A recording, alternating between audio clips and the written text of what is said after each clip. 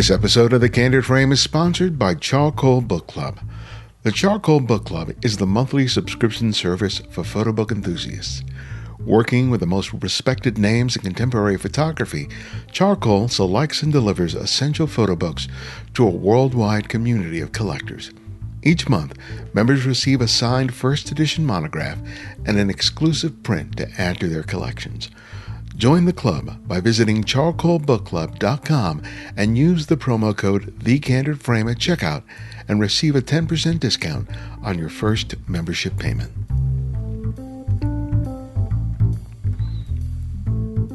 Over the past year, I've been teaching online workshops that focus on people using their own lives, their own experiences, to create a body of work. Though turning a lens on yourself and your life invites anxiety and insecurity, I've witnessed amazing photographs being created. There is a raw genuineness that the best of this work possesses, despite the fact that it may not follow all the traditional rules of photography. The choice to reveal the deepest and truest part of yourself in photos is powerful and liberating. This is what I like about the work of Chinelle Rojas, whose self-portraits allow her to constantly examine the many facets of what make her a human being. Beyond the confines of titles such as woman, black, wife, or mother, her work comes from a personal and intimate place, resulting in photographs that are both beautiful and honest. This is Ibadian X, and welcome back to The Candid Frame.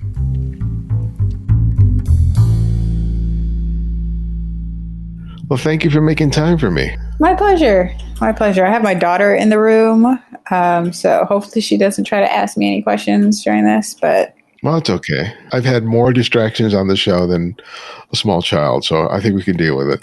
Cool. So your work is really interesting because you've done in a very relatively short amount of time. You've got a lot. You've kept yourself busy.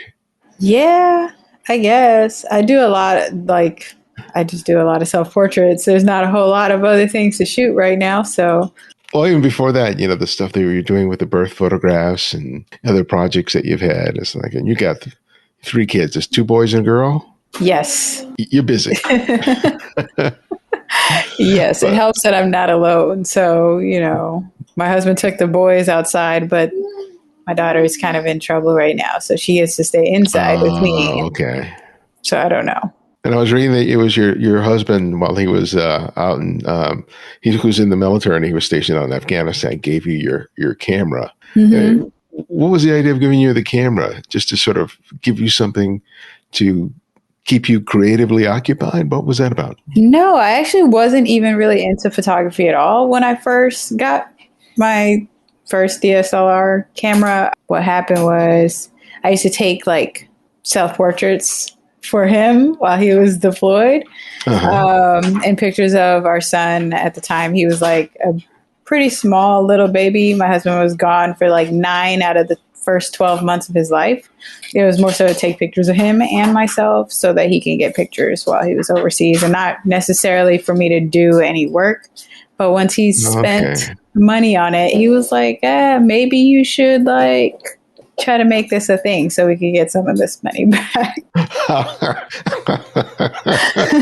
So he's thinking from a practical point of view. I get that. Right, exactly. So when did these self-portraits start turning into something that you were just doing for your family, and that started having more weight to them?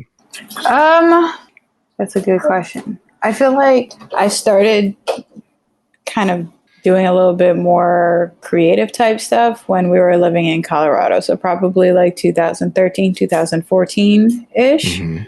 I did one where it was planting a seed or something like that. And it was I had dirt in my hands and a cloud over the thing. And it had a little sprout that I had attempted to grow, which died. I'm actually not very great at plants. I love them, but they don't last very long. But it was just trying to give that feeling of what we water, it will grow type thing. Mm-hmm. And around the same time, I did a really deep self-portrait, I guess you could say. My husband came home one day and he was like, "What are you doing?" Because I had moved all the furniture in the living room. I just had this one orange chair in there, and there was pieces of magazine like all over the floor and a piece hanging from the ceiling. And he was like, "I just hope you clean that up afterwards because it looks like a lot of mess." And I'm like, I got it. It's fine." But what it was I was doing a self-portrait called False Ideal. And it was basically to portray the amount of like false ideals that are portrayed to us in, mainstream media and commercials and stuff like that as to what we should be, and just how it's like just bombarded at us, I guess you could say. And I don't know, I have to find the picture because when you see it, you're like, oh, okay, yeah, I get it. Because you can't see my face. You just see like this piece of magazine and all this news, all these magazine clippings everywhere. So that was one of my first real ones that was like, okay, yeah, maybe I might be onto something. But I do a lot of like not creative stuff too. Sometimes I'm just like, I just feel like, I don't know, I'm feeling myself today. So I'll just go take a picture. So there's that. Yeah, because that's one of the things I wanted to ask you about is because it seems like fairly early on in terms of you taking your self-portraiture into not just conceptual work, but things that had that had a very strong idea.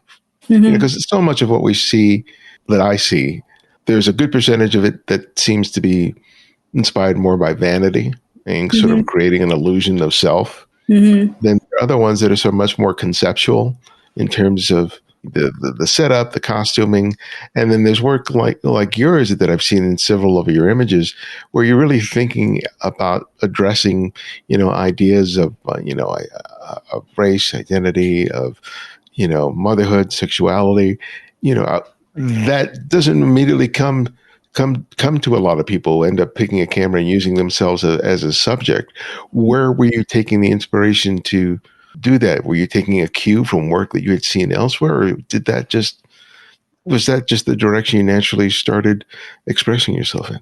Once I started doing more of my identity type work, it was kind of after I decided that I am Black. You know what I mean? I know it's weird to say, right?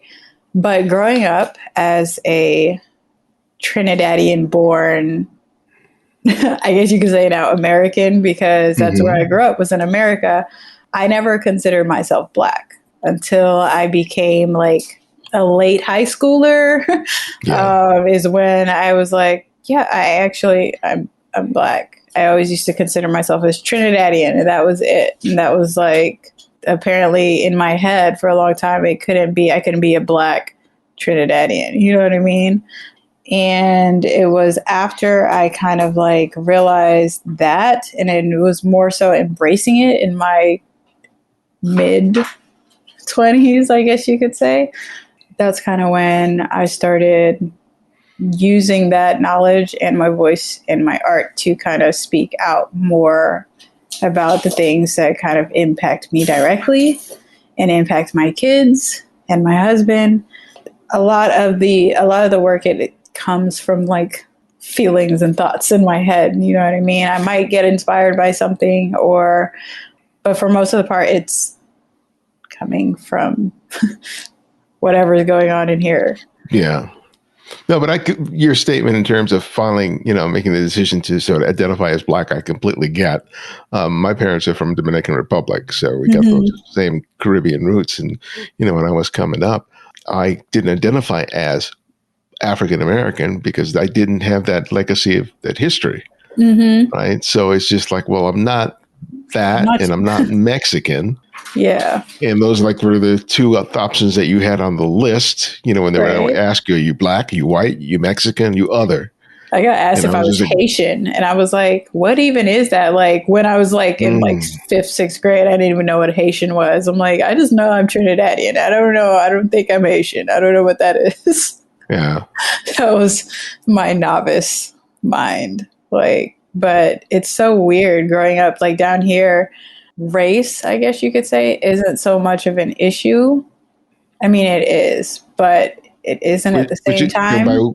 by where I'm are in you? Trinidad currently, Okay. right now. We're probably going to be leaving here soon. I've been here for the past year and some change. Just wanted my kids to kind of like be able to experience where I was born. And we have a lot of family out here. So that was a big thing to kind of have them exposed to half of their culture, you know? So we moved on here. But being here, it's so night and day from in the States. Here, you'll be hard pressed to see somebody who looks white. Yeah. Which is like mind blowing for somebody who grew up in like a more suburban county of Florida.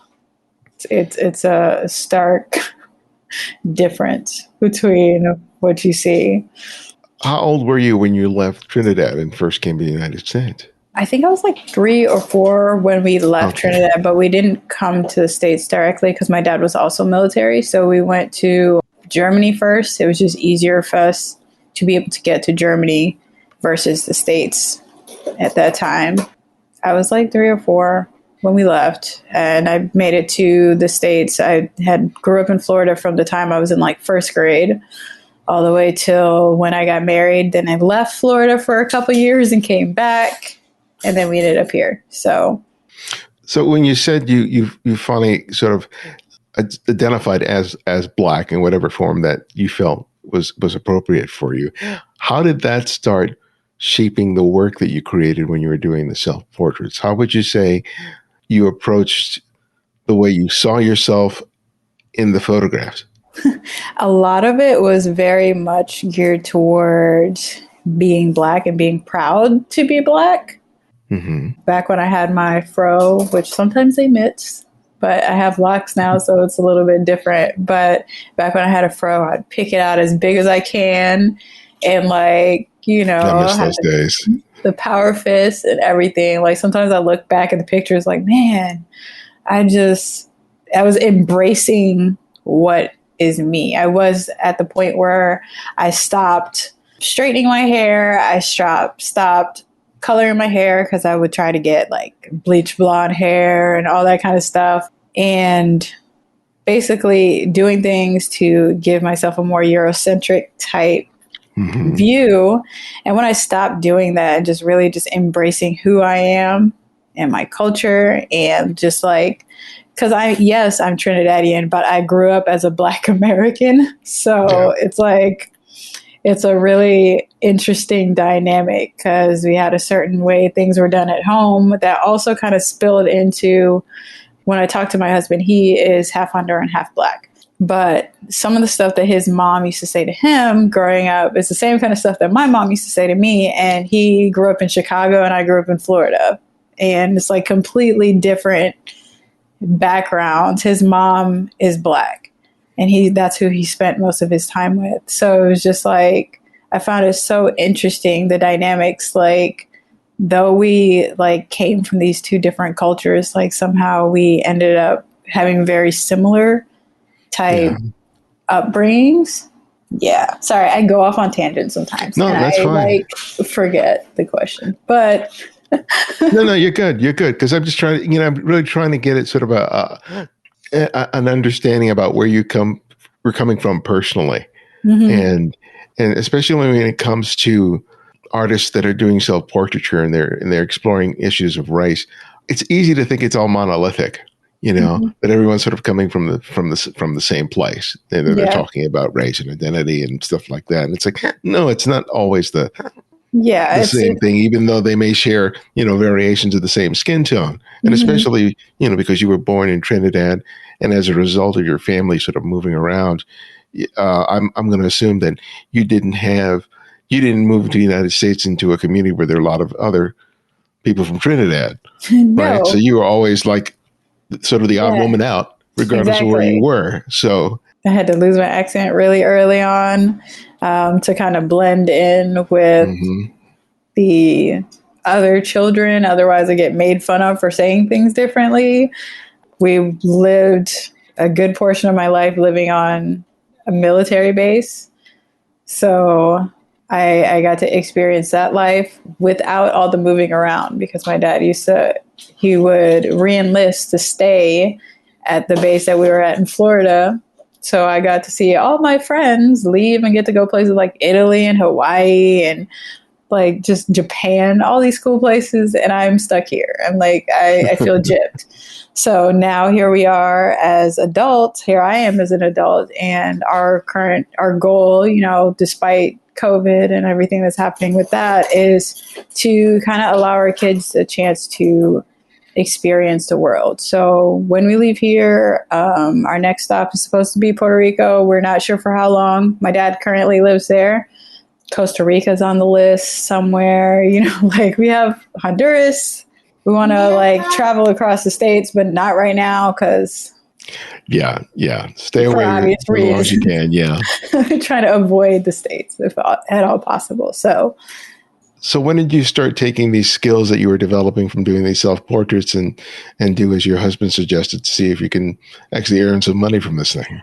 Almost right away, actually, terribly. I started taking pictures of people like within a couple months of actually getting my first DSLR camera. Oh, okay.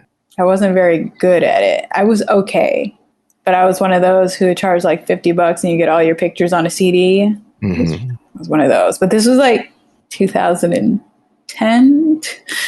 So I've grown a lot since then. But yeah, I started taking pictures of everything except for weddings. I found my passion was more towards boudoir and birth. So I actually went through a phase for a couple of years when we were living in Colorado, and I didn't have any family around to watch my kids. So doing birth photography was not an option for me. I focused on boudoir, had a little studio and everything like that in our basement. And then when we moved back to Florida, when I was near family, I switched back to births because I could just drop my kids off at my mom's and keep it going. But since moving here to Trinidad, I stopped doing that because I don't feel like I have learned what I'm worth, and I'm not willing to waver that regardless of where I'm at. Yeah. So just because I'm here, I know that I am worth like a set amount, and the people here are not willing to pay that because birth photography isn't really a thing. So I was like, I'm just going to take a break and not be on call. So I haven't done any births in like over a year, and it's just been mainly self-portraits and taking pictures of my kids. So yeah. Well, taking pictures of birth, it seems like an amazing experience. I've not had the privilege. I don't have kids, so I wasn't there to witness a child's birth. But whenever I see the photographs, I'm always very moved by it. Mm-hmm. And I know it's a very, very sort of spiritual, moving thing for you. Tell me about, while you were doing it, why it was such an important part of your development. I kind of went through so rewinding a little bit further. Mm-hmm. With my first son, I wanted to have like water birth at a birth center. I don't even know why I wanted to. I just wanted to. But my husband had rejoined the military, and he was getting shipped off like a couple days after my son's due date. And it was our first kid. And I was like, I don't want to do this by myself. So at the very last minute, I changed my birth plan and decided to go to a hospital and get induced. That induction ended up, like my water ended up breaking on its own. And instead of going to the birth center where I could have gone, I still went to the hospital, and there I got epidural and all that kind of stuff. I ended up losing consciousness because the anesthesiologist had to stab me in my back like 3 times in order to place the epidural the right way. So ever since then, I've been having back pain, and I have regrets. I'm like, I should have just did the water birth like I wanted to, because I feel like that would have changed the course of how my second and third pregnancies, went, and how I chose to birth. It wasn't until after I had my daughter that I really, really dived into doing birth as like my main niche. And it just opened my eyes to all of the disparities that women face, and particularly Black women face in the birthing industry. My goal with documenting births was to just kind of show people that there are other options out there for them. So I was a really big advocate for people of color, specifically Black women, getting their births documented and sharing those birth stories so that other people could then see that, you know, they have other options besides just going to the hospital, getting a C-section, getting an epidural, and just listening to whatever the doctors say just because they think the doctors are always right, like, because they're not. And yeah, Black women are dying at 3 to 4 times the rate of white women and like other races in a hospital setting. We need to know that there are other options out there for us, other options that can possibly be safer, especially if you're low risk, to have your baby at home or at a birth center with minimal interventions. You know what I mean? Yeah, that's something I'm like. No, because I've learned how important it is for having an advocate when it comes to dealing with the doctors and dealing with being at the hospital. You know, especially when it comes to people of color, that their pain and the discomfort is so easily dismissed. You know, and it results in people, you know, losing actually their lives dying. or experiencing, yeah. And I know when my wife was having issues, I was just like, I was there, just like pushing.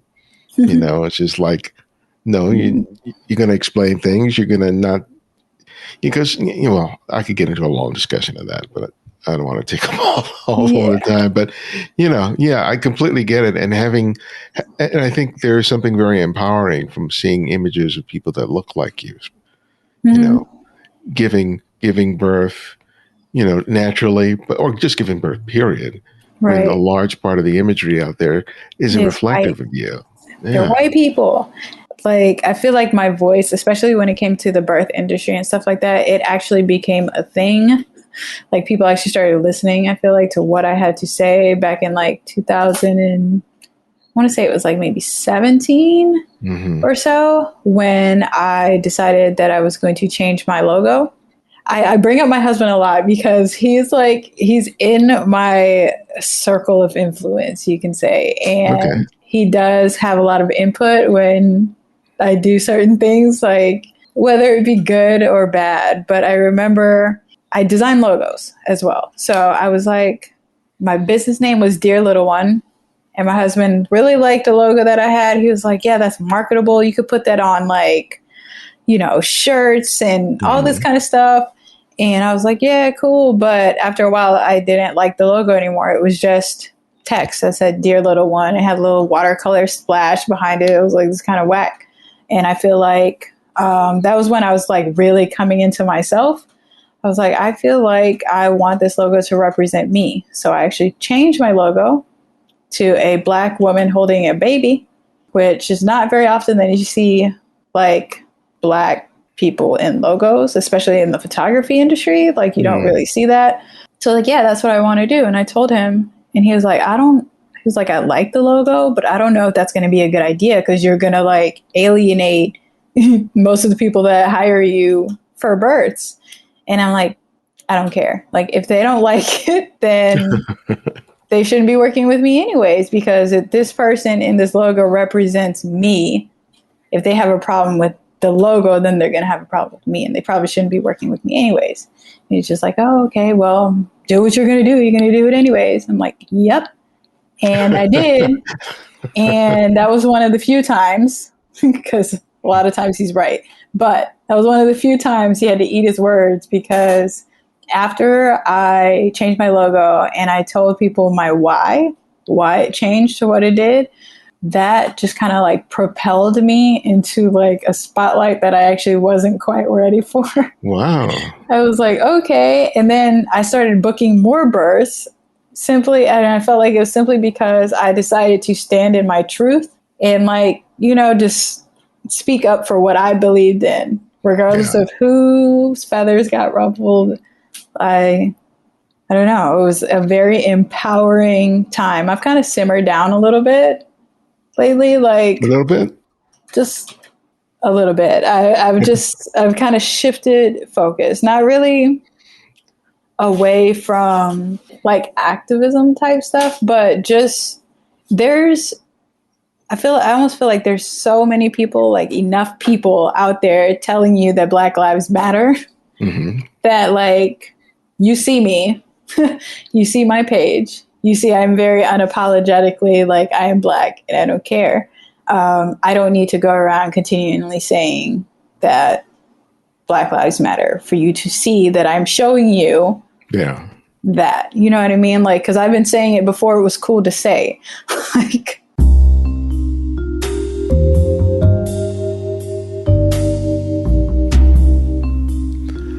though we periodically receive interest from businesses who wish to advertise on the show, we decline most of them. It's often because it's obvious that they've never listened to the show and know what we're about, or it's a product or service that I don't feel comfortable attaching our name to. I made the choice a while ago to only work with businesses that get what's special about us and our audience. Charcoal Book Club is an ideal fit for us because they are as much a fan of the work we do as we are of theirs. The photographers and the books they offer to their subscribers are some of the best work being produced today at a reasonable and affordable price point. And when you support Charcoal, you are supporting the work we do here at TCF.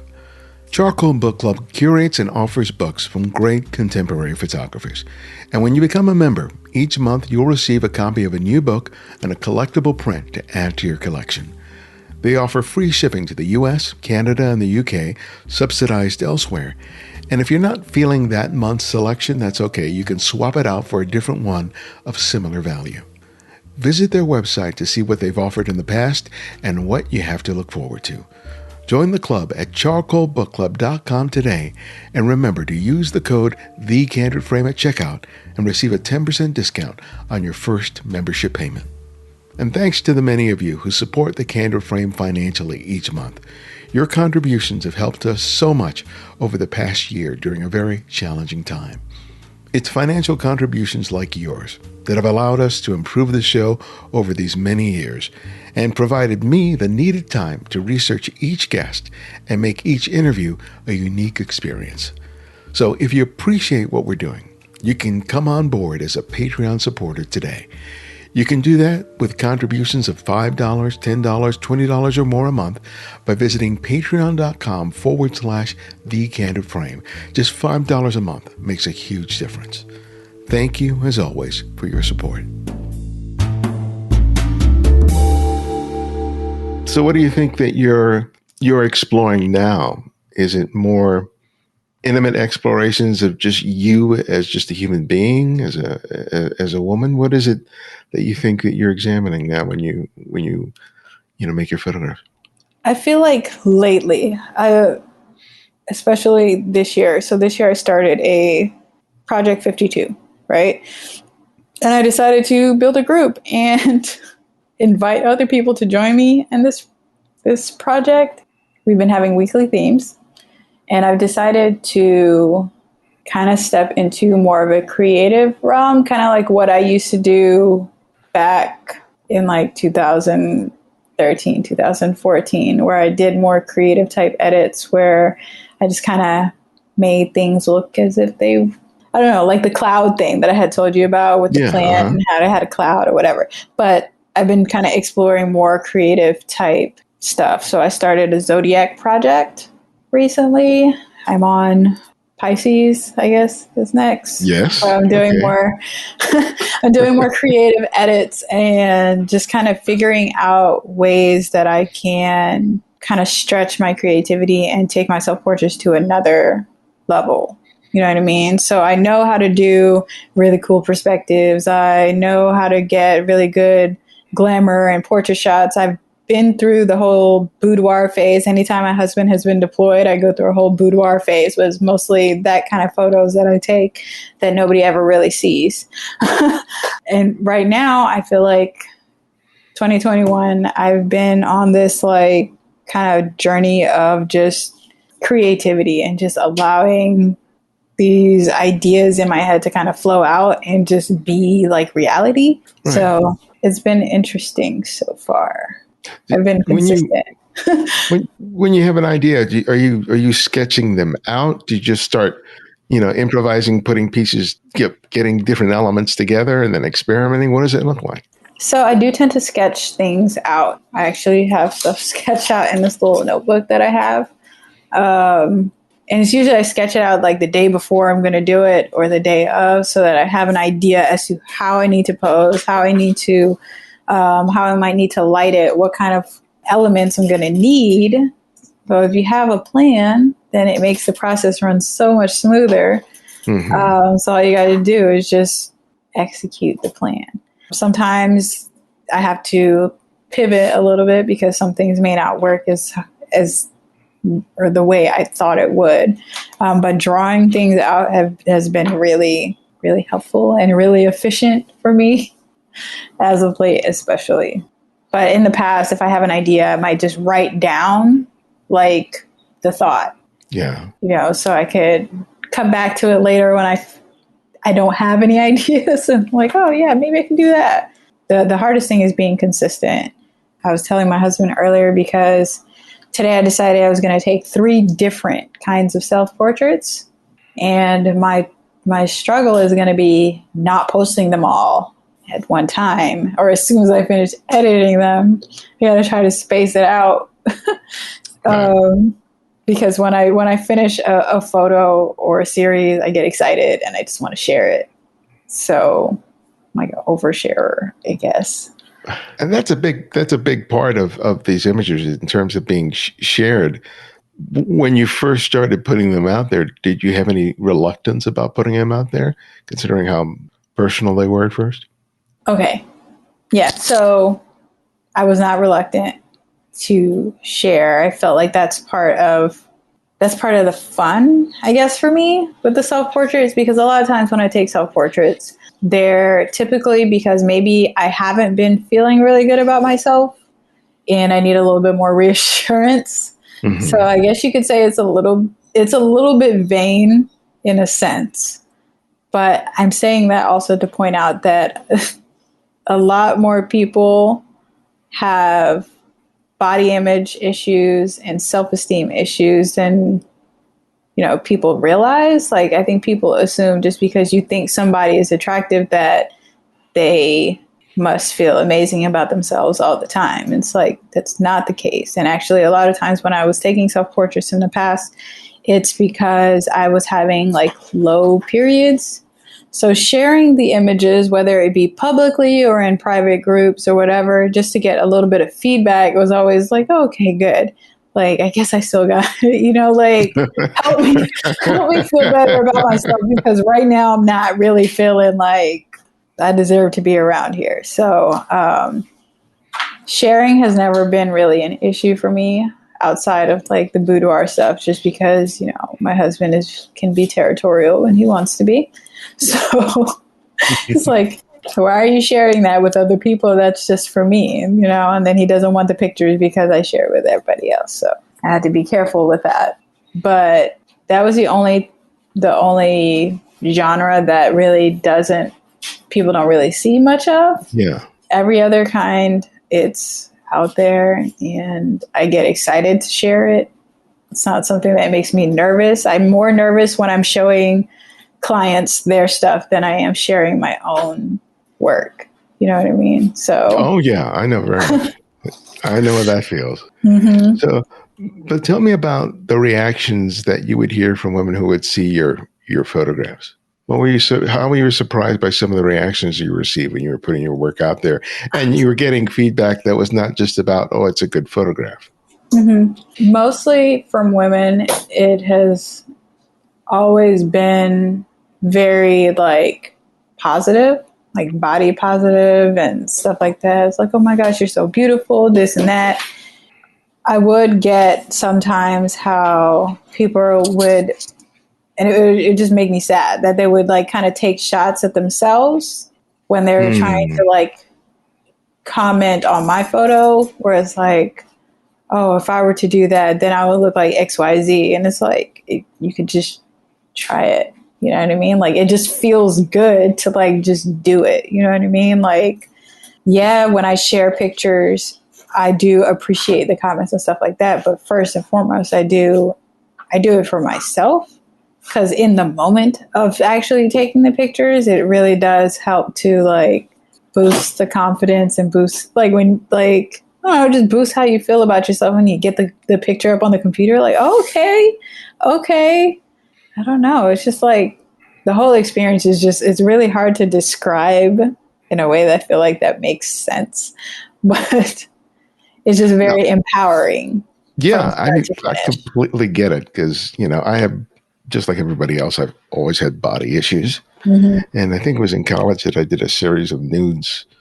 And it was, and I think what served as the impetus is just, I was just so tired of not liking what I look like, Mm-hmm. and so I didn't have digital and, I just like put a roll of film in the camera and just did a variety of different poses and I still got them somewhere around here, and it was just like, and at that moment, it just felt like I just didn't want to be ashamed anymore. Right. And so just as a result of making the photographs, even if I didn't share them or post them or do anything like that, it was just the act of just saying, I'm not going to let these feelings sort of dictate what I can and can't do or how I should or can't show myself. I'm trying to do a series of self-portraits right now.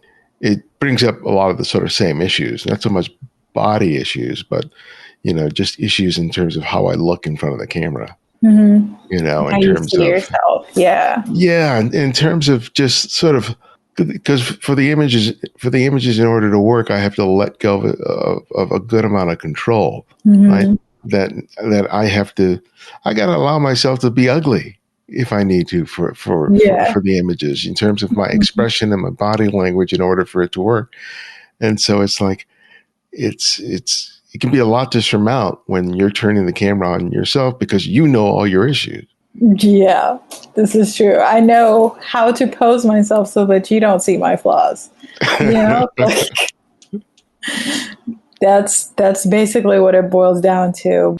I would say this, especially for those who like dabble or like shoot boudoir, taking self-portraits, especially of yourself in a more vulnerable state like you would your clients, it definitely puts things into perspective and kind of gives you, that insight as to what your clients might be feeling during a boudoir session. So, yeah, it's all about being vulnerable and just kind of putting yourself out there.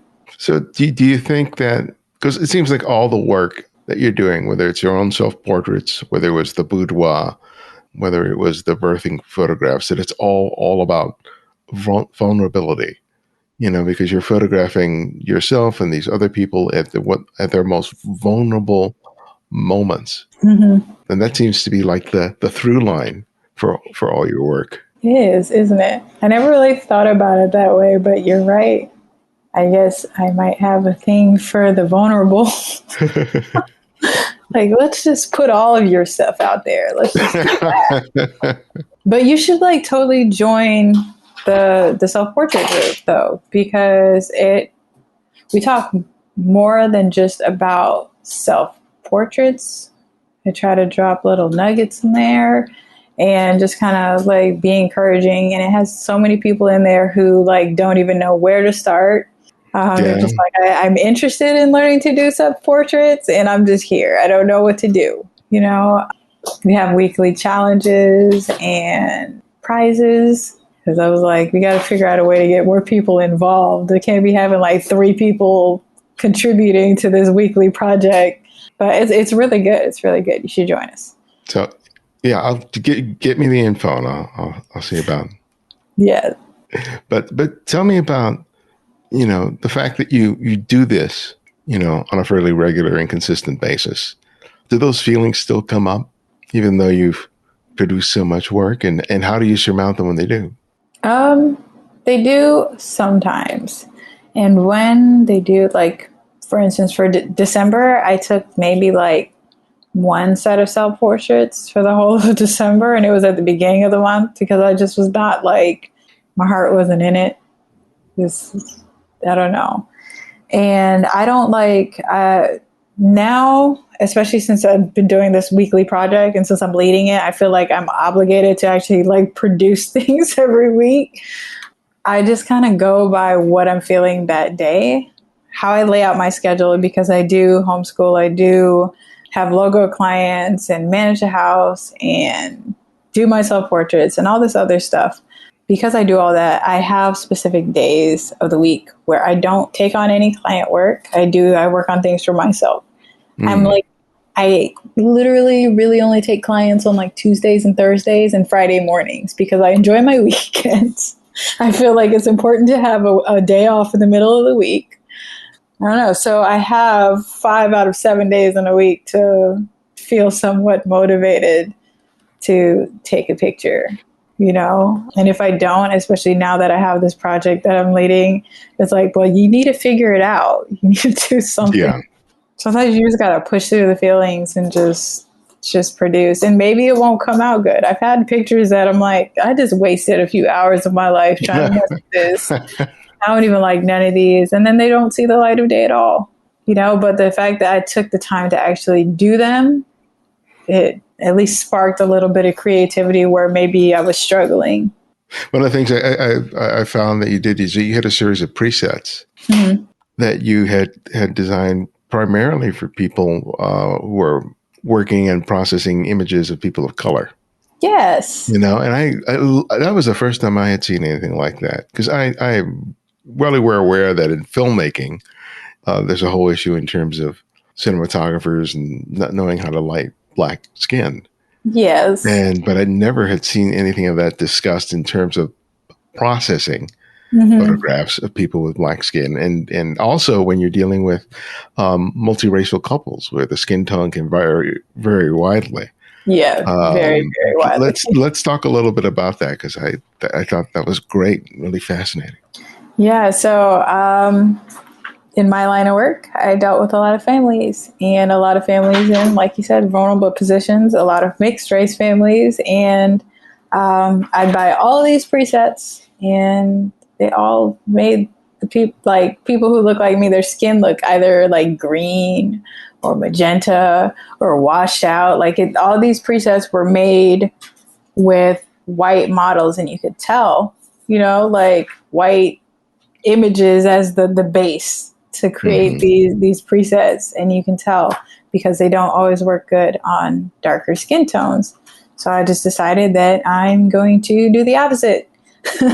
I'm going to focus on the darker skin tones when I was creating the presets. And the beauty of doing that, and this is like super profound, I guess, because the beauty of focusing on people of color, beauty of focusing on the darker skin tones is when you fix those, when you give those the extra attention that they need, it automatically works well for the lighter skin tones too. So I was like, that was something that I was like, okay, so really we should have been doing this all along. We should have been focusing on the melanin, and then everything else just kind of falls into place. So that was fun. It was a lot of work, by the way. I can only imagine. Yeah, I saw how many presets you had in there. It's like, that's a lot of time. It's a lot of work. And then I had to do a video for it too. I was like, do I have to?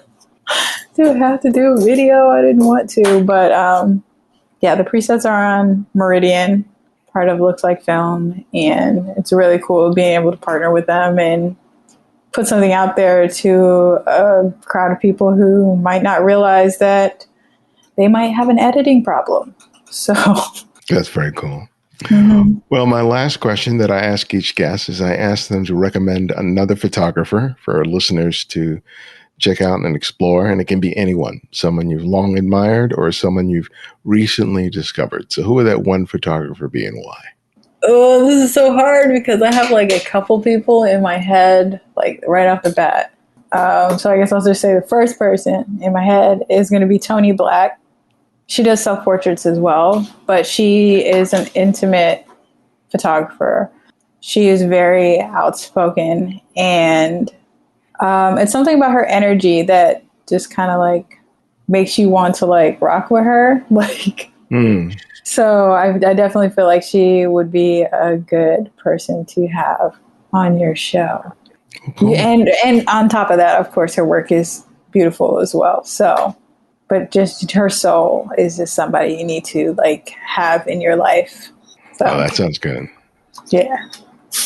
Well, Chinelle, thank you so much. I really enjoyed having a chance to talk with you. Yes, it's been a pleasure. It's been a pleasure. Sorry if I'm a little weird sometimes. Weird is good. Weird I is don't good. talk to like other like adults very often. So when I do, I'm like, what do I do? Like, what do I say? How do I act? Did I even answer your question?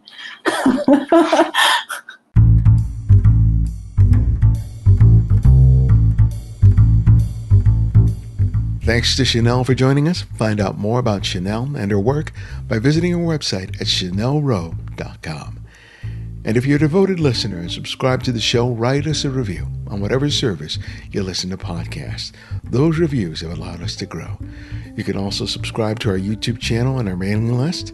On the YouTube channel, I offer critiques on images submitted by TCF listeners like you, while the mailing list keeps you updated on all TCF events, including workshops and more. Sign up today. And remember, you can support the show by contributing to our Patreon effort or make a one-time or recurring donation via PayPal. Thanks to Kathleen Dreyer and Juan Rodriguez for their recent contributions. We also provide a series of ebooks on photography available for purchase on our website. It's my way of sharing my experience and knowledge and another way for you to support the show. And if you can't find every episode of the show on whatever service you listen to podcasts, download the Candid Frame app, which is available for Apple iOS and Android. And because of your generosity, it's free to download and use. No additional purchases are required. The Candid Frame's audio engineer is Martin Taylor, who you can find at theothermartintaylor.com. The show's senior producer is Cynthia Parker, and our music is from Kevin MacLeod, whose royalty-free music can be found at incompetech.com.